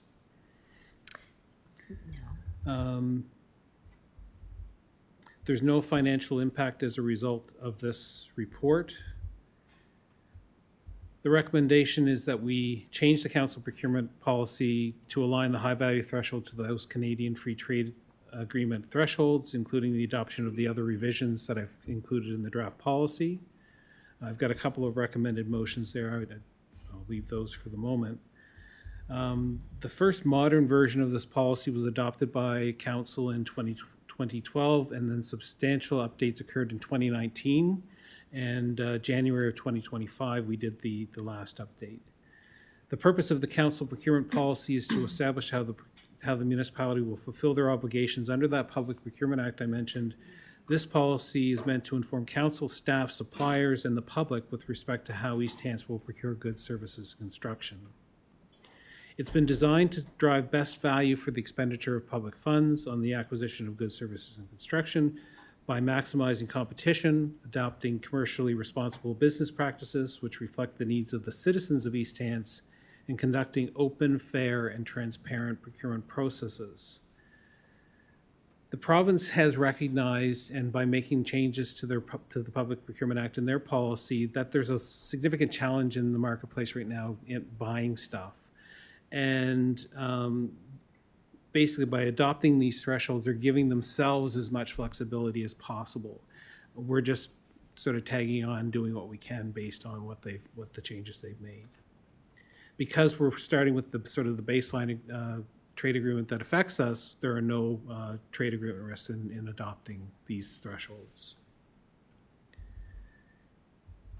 Internally, we have, when we purchase anything over $10,000 currently, based on the last update, we record this on a procurement verification form. That's an internal administrative document. The intent would be to increase this threshold to 25,000, so we'll still be using that form just at a higher threshold, and we'll be relying on the directors to use their discretion at a higher value. Due diligence, and again, due diligence is always something that we expect of our staff and directors, and the overall responsibility on a director to ensure due diligence doesn't change in this, it just moves to that higher value of threshold. We ultimately adopted not to include the marked up version of the procurement policy. This was a significant change. I did spend a fair amount of effort going through this and trying to reduce complexity. It's a very big document that is difficult for suppliers and the public to understand, so I tried to reduce that complexity quite a bit. I added some visual representations to the policy for clarity. I think that they help. I updated some definitions and tried to remove some stuff that really didn't apply in the policy as much anymore, some administrative stuff. One of the big things I did do was update the language on standing offers. Standing offers are basically procurements by other folks that we can then adopt and basically not have to go through a big expensive process ourselves. The way our current policy is written is we're sort of stopped at that high value threshold. So if we hit $25,000 for goods, except for some pieces we kept for ourselves, we can't then leverage those standing offers the way we should. So basically, we're opening it up to any threshold in the new policy. So one of the pieces we used to use a lot was the province used to have a vehicle standing offer. Because it was our high value threshold was $25,000, we ran into that problem that trucks are more than $25,000. So this allows us to use those standing offers at any threshold, which will reduce complexity and give us a lot more flexibility in terms of one-off and single purchases.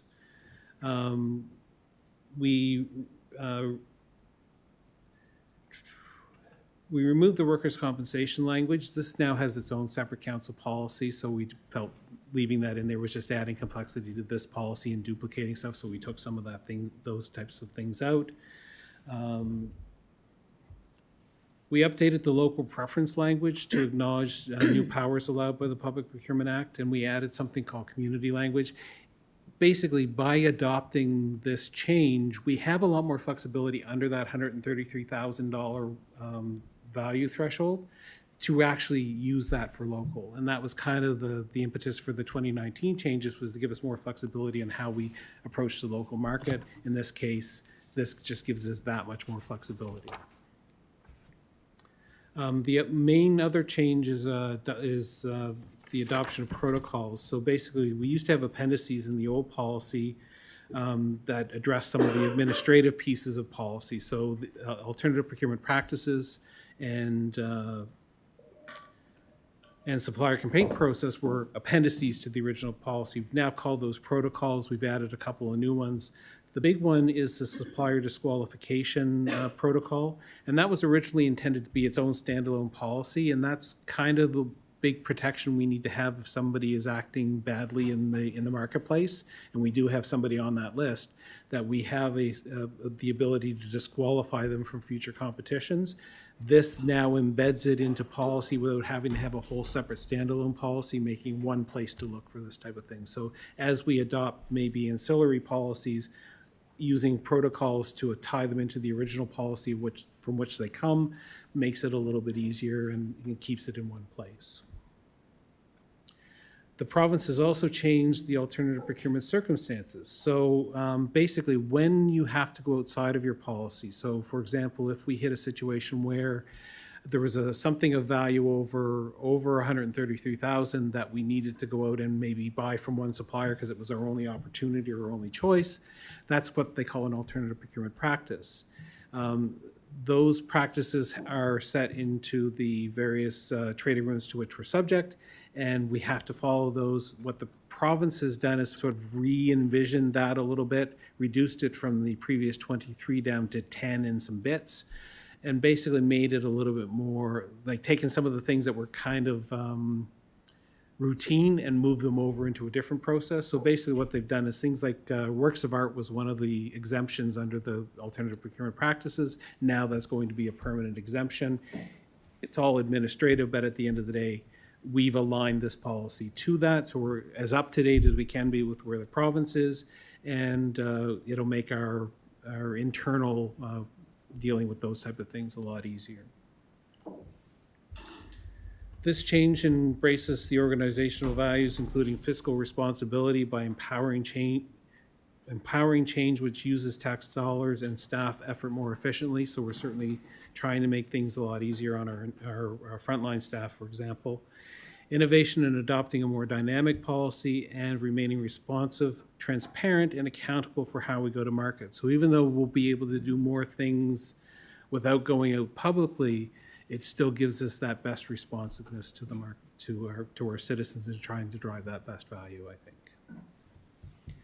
The legislative authority comes from the Public Procurement Act, and there are no financial implications with respect to making this change, other than the cost of staff time to make the change, and that's all. Those edits have already been done, and any additional time necessary to make the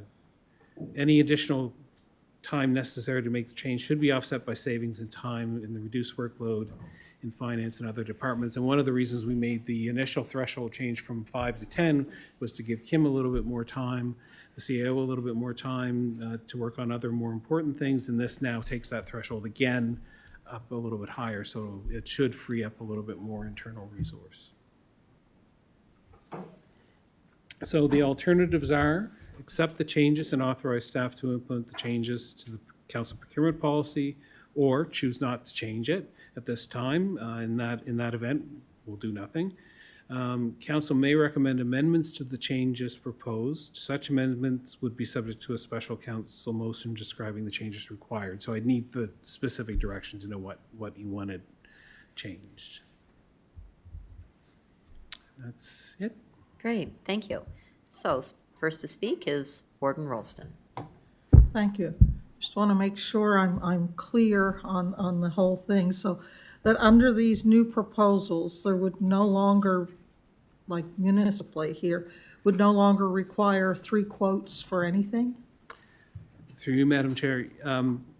In terms of value range, you'd go basically, yes, to a full public, but administratively, we will manage that through an administrative policy, which would take it from the 25,000 to that CFTA threshold, would be where 3 quotes would be required. So it'll still be required, but it'll be required through an administrative policy as opposed to directly out of the council policy. Okay. I think I understand that then. Okay, thank you. Thank you, Warden. Next to speak is Councillor Mitchell. Thank you, Madam Chair. I'm just thinking about the fire service, and I'm curious to see if this new policy is in the next report. Thank you. Thank you, Councillor. Next to speak is Councillor Rhino. Thank you, Madam Chair. So just through you to the presenter. So just to be clear, so for 100 goods, up from 0 to $9,999 is of the discretion of whoever, correct? Correct. And from 10,000 to 24,999 is under the 3 quotes, correct? Through you, Madam And Chair, then yes. above, from 25 to 133, 800 goes to the open 133,799 goes to the open tender. So, Is through you, that Madam correct? Chair, not exactly. So basically, we're eliminating, in the existing policy, that 0 to 9,999 becomes 0 to 133,000 in the council policy. In So- the council policy. In the council policy, it'll be basically the high value threshold becomes the point after which we have to go to open competition. We don't have in the council policy a a mechanism to require 3 quotes.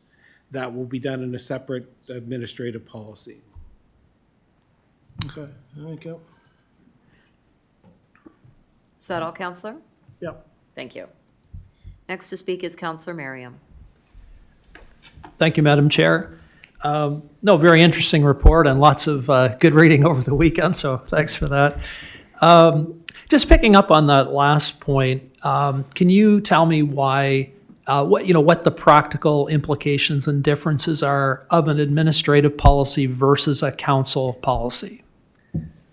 Through you, Madam Chair, the council policy directs us as our public-facing policy on how we will go to market. By that means when the public looks to us, that's what they expect us to do. And so they will understand by reading this policy that over that $133,000 for goods and services and over that $334,800 for construction, that we will go out to market. And that's what that establishes. The administrative policy is internally facing, and it's really a control on staff to make sure that the CAO has the full authority to go out to market over those things and do whatever needs to be done under those thresholds. But then she sets a policy that says, hey, staff, you need to make sure that under that 25,000 due diligence, yes, I'm trusting you, but over that 25,000 and up to those thresholds, I'm expecting you to go out and get 3 quotes. That may not always be possible. And by having a council policy that gives you the full sort of raise the pirate flag, go out to market, it gives you the ability to do what you need to do under those thresholds, even though it may not be a 3-quote situation. So the example that I raised with the CAO was we may have a vehicle requirement that only has 1 or 2 suppliers. Well, we can't go out and get 3 quotes when there's only 1 or 2 suppliers. So we would then be able to use that ALTP under that $133,000 range to do that work without turning ourselves into knots. So that's Yeah, thank you. So the internal staff requirement, if you will, versus council, that we're getting now into the ALTP internal guidelines. Is that correct? The ALTPs are required over the threshold. So basically, we will still manage those 3-quote situations using our procurement verification ALTP structure, but it'll be within that administrative policy. Okay. And so practically speaking, would having the difference between administrative and council policies give East Hants as an organization more latitude so that if a offended vendor, let's say, thought, hey, I should have been involved in that bidding, but they can look and it says, but it starts at 133.8 or what was it, 134.4, Right. and that's what they would see, and that is the council-facing rule. But internally, we would just have, as an organization, more nimbleness in putting our own stamp on it. Is that correct? So it's sort of a recourse issue too with parties that might be offended. Is that correct? Through you, Madam Chair, I hope that we will always act in a way that is open and fair and transparent so we don't offend people, but certainly that nimbleness and agileness is the intent. Okay. Just a few follow-up questions too. I was curious when I read the definition around entrenched incumbents, and I'm not looking for names of organizations or even exact numbers, but I was curious, roughly speaking, how many entrenched incumbents do we have now, or could we foresee having? Through you, Madam Chair, our permanent exemption list is probably a good example, and you have access to that. I can't remember the numbers right off the top of my head, but there are a number of them, and a lot of them are systemic type pieces, like SAP, for example, is our primary financial tool. That's an entrenched incumbent. We're not getting rid of that easily. Our banking system, our insurance policies, those are incumbents who the choice to change them would be a dramatic impact on our organization. Would it be closer to 10 or closer to 50? Probably closer to 10. Okay, thank you. Although I will note that because of the way the ALTP circumstances have changed, we'll probably be moving some smaller vendors over to the permanent exemption list, just to sort of get rid of those, to make sure they align in the right place. Okay. I think I read this a couple of times, and you might have said this today. We are not being mandated to change. This is, I realize the provincial government is changing, and, you know, we can piggyback off of that to some degree, but we don't have to we're not being required to change. Through you, Madam Chair, no, we're not. I think one of the things that I'm cognizant of is that my colleagues in this province a lot of them are very much looking for the opportunity to have as much flexibility as possible.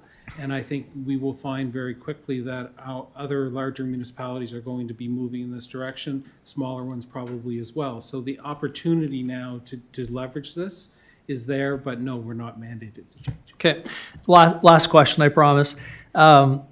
In the policy document on page 11, I think maybe section 6, it talks about Nova Scotia goods and services. And, you know, of course, I think like all of us, we wholeheartedly support, you know, local and so on. But just with the scope of the changes and, you know, there being some more latitude and so on, what didn't jump out at me was criteria to weigh things like cost versus quality versus local. And assessing the trade-offs, and to some degree, it seemed like there would be some quality judgments there. And I'm just wondering, how do you know, before it seemed like cost was a major determinant. How do we sift through, you know, who's making those decisions? How do we collectively come to a decision in interpreting that? Through you, Madam Chair, I'm on the procurement advisory group with the province, and when we first learned of the changes to the Public Procurement Act, which allowed for much more extensive local preference than what I've put in here, and basically what it says is you can consider in terms of cost or in terms of scoring in an RFP process, you can up to 10%. So basically, in the province of Nova Scotia, if somebody comes before them and you have two bids in front of you, and one is Nova Scotian and one is not, you can basically say if it's 10%, if it's only a difference of 10%, you can choose the Nova Scotian. And in terms of like an RFP process, if there's one that scored higher and one that scored lower, but the difference was less than 10%, you can choose the Nova Scotian. And to your point, that becomes challenging in terms of making sure we get the best quality possibility. So in selecting the language that I did, I chose to use that language so that we do have the ability to make it something that we need to go back to the CAO to confirm, because I want to support local businesses. I think that by making the changes we're doing, we can add higher value, invite local suppliers. It is still a challenge to get local suppliers to bid on stuff. So certainly having a sort of generic language that like I put in here gives us, I think, more control. We're not obligated to do that 10% like they are at the province. Like they have no choice. It's that 10%. They have to make that choice. I have not put us in that position because I think you're right. I think we still have to value the other things that make that supplier valuable to us. Thank you. That's it. Appreciate it. Thank you. Next to speak is Warden Rolston.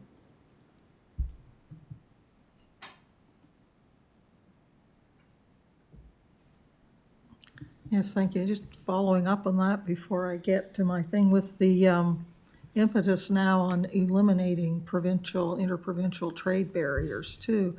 The whole thing of, Nova Scotia being local, I think is going to change going forward, and it's going to be, Canadian is going to be considered local, more so than just provincial, so. Anyway, but very interesting discussion. Having said that, I'm going to move to recommend to council that council accept the changes and authorize staff to implement the changes to the council procurement policy. Moved and seconded. On before the motion, Counselor Rhino. Thank you, Madam Chair. Through you to Mike. Wouldn't, building on what Councillor Merriam has said, some of them says like sole sourcing, quality, emergency, wouldn't that fall under the ALTP, It does, yes.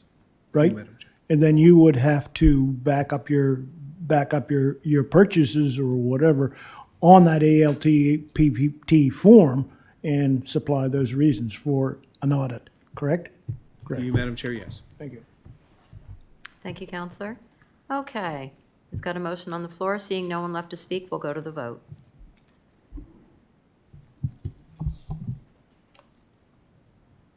And the motion has passed unanimously. All right, our next item on the agenda is financial guidelines for volunteer fire departments with Mike as well. All right. Just have to find the right one.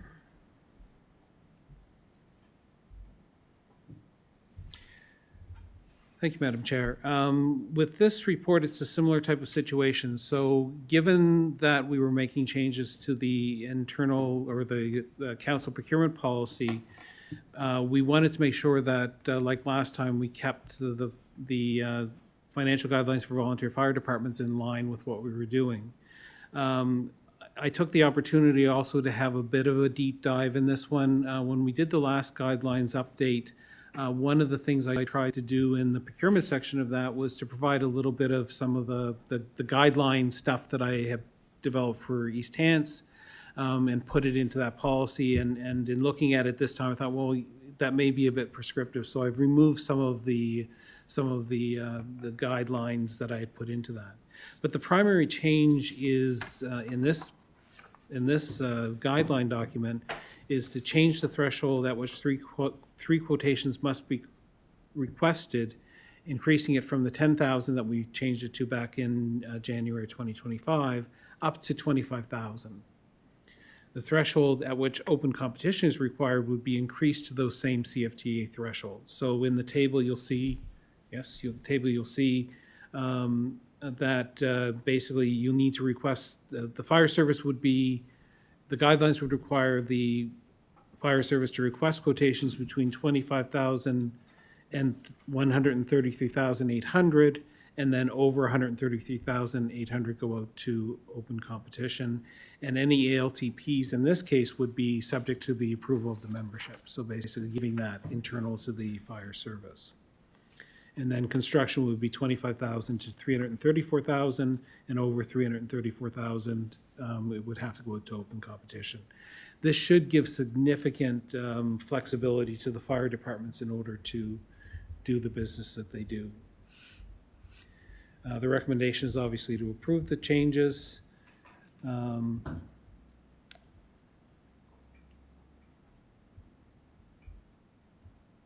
This change recognizes that most of the money spent in the fire departments will be for operational needs.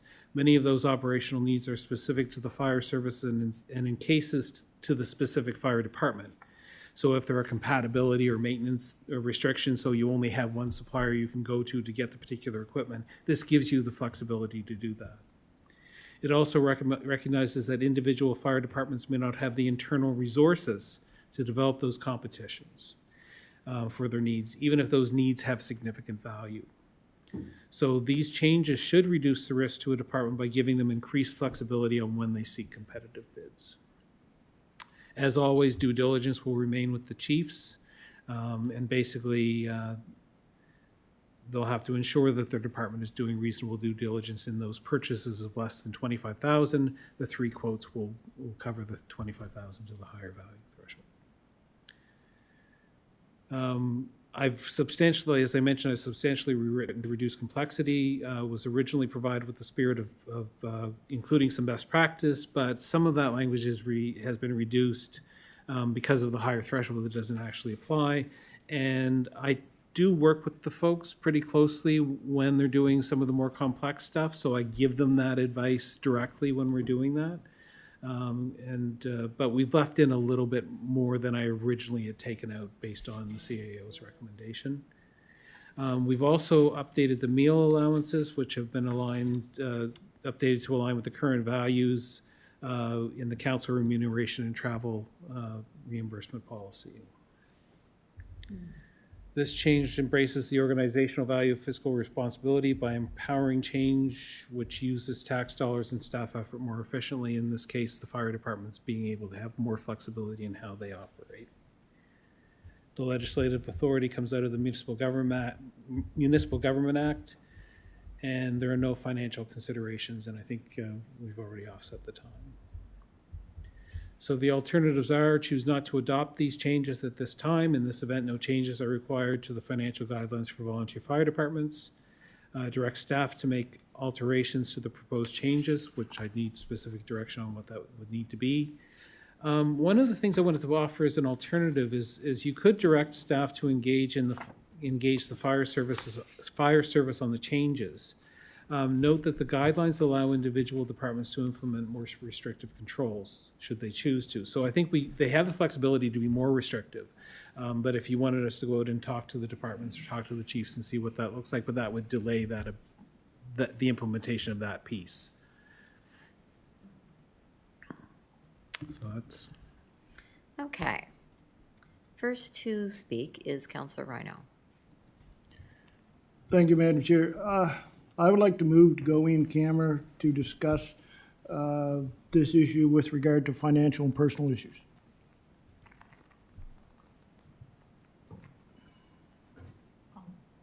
Do we need to? I'm not sure that we're entitled to go in camera to discuss this particular policy.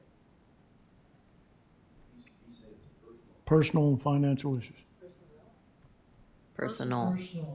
Personal would not. Personnel possibly.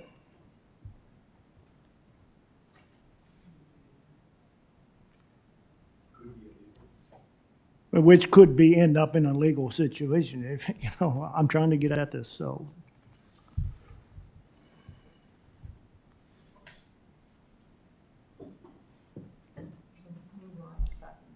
Moved and, okay, it's moved and seconded, so the other people.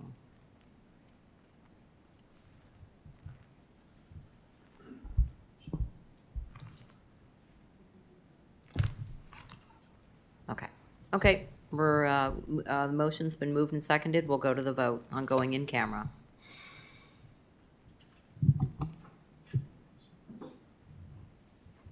The motion has passed unanimously.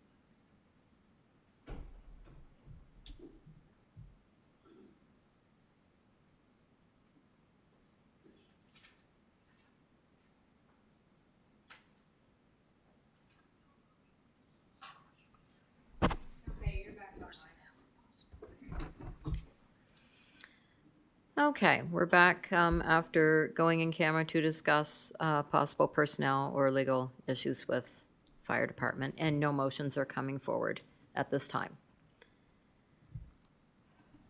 Warden Ralston? Yes, following the discussion prior to in-camera and even some of the discussion in camera, at this time, I am going to move that we recommend to council to direct staff to engage the fire service on possible changes, particularly by sending this issue to the Fire Advisory Committee for discussions.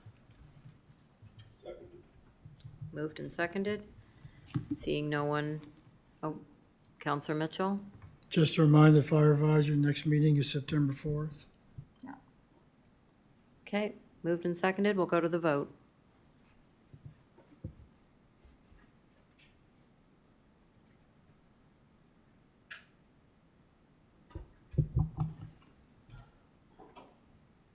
And the motion has passed unanimously. Okay, we are past the hour of adjournment. The next item on our agenda is CIO priority session, Move that to this afternoon. and we can move that to this afternoon's schedule. Maybe. So we'd be looking for a motion to adjourn. Moved and seconded. All those in favor? And we will be back at 1:30 this afternoon.